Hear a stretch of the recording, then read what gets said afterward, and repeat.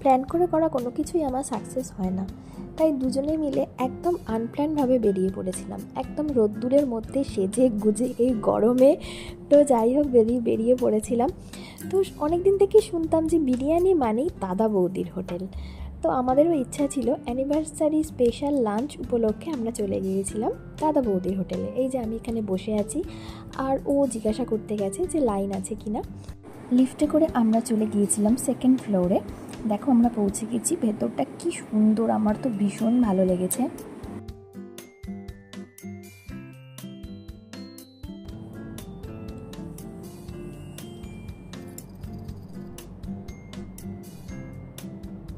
এই যে পেছনের সিটগুলো এখন খালি দেখছো, যখন আমরা বেরোলাম তখন কিন্তু একদম প্যাকটা ভিড় হয়ে গেছে।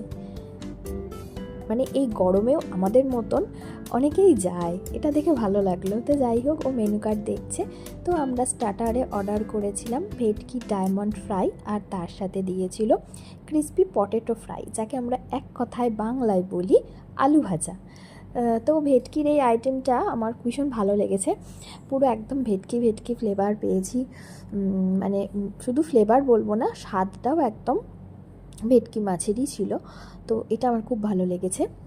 এটার প্রাইস নিয়েছে 190। আমি সবকটার প্রাইস তোমাদের বলে দিচ্ছি যাতে তোমাদের সুবিধা হয়। এর সাথে ছিল কাসুন্দি। তো বিরিয়ানি খেতে গেলাম, যে দাদা বৌদির বিরিয়ানি খাবো, সেটা না নিলে তো হবে না।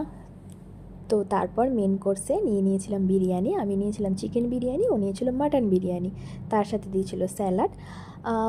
একদম গরম ধোয়া ওঠা, আমি হাত দিতে পারছিলাম না, এত গরম।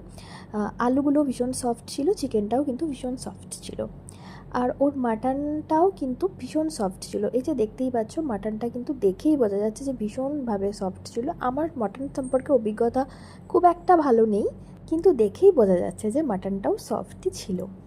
আর টেস্টের দিক থেকে বলতে গেলে আমার কিন্তু ভালো লেগেছে, মানে খুব ভালো বলবো না, কিন্তু ভালো লেগেছে। কোয়ান্টিটি কিন্তু অনেকটাই ছিল, আমার পক্ষে পুরোটা খেতে পারিনি আর কি আমি পুরোটা। তো ওরা কন্টেনার দিয়েছিল প্যাক করে আনার জন্য। মাটন বিরিয়ানিটা নিয়েছিল 360, আর চিকেন বিরিয়ানি নিয়েছিল 270। তারপর আমরা অর্ডার করেছিলাম মাসালা কোল্ড ড্রিঙ্কস। তো এটা তেমন কিছুই নয়, এটা নর্মাল কোল্ড ড্রিঙ্কসের ওপর জলজিরা। এটা প্রাইস নিয়েছিল 110। তো তারপর এটা ভালোই লেগেছে, মানে খেতে কিন্তু বেশ ভালো লেগেছে আমার। তারপর আমরা অনেক ছবি তুলে নিয়েছি। লাঞ্চ সেরে আমরা ওখান থেকে বেরিয়ে পড়লাম, আমরা গেলাম জুডিওতে। তো ও আমার জন্য জুতো পছন্দ করছে, ও এখান থেকে একটা জুতো আমাকে কিনে দেবেই ঠিক করেছিল, কিন্তু যাই হোক একটা জুতো পছন্দ হয়নি। আর আমি আমার কাজ করছিলাম, ভিডিও করছিলাম। তারপর আমরা দুজনে মিলে আবার এই রোদ্দুরের মধ্যে চলে এলাম বাড়ি। এভাবে দিনটা ভালোই কাটালাম।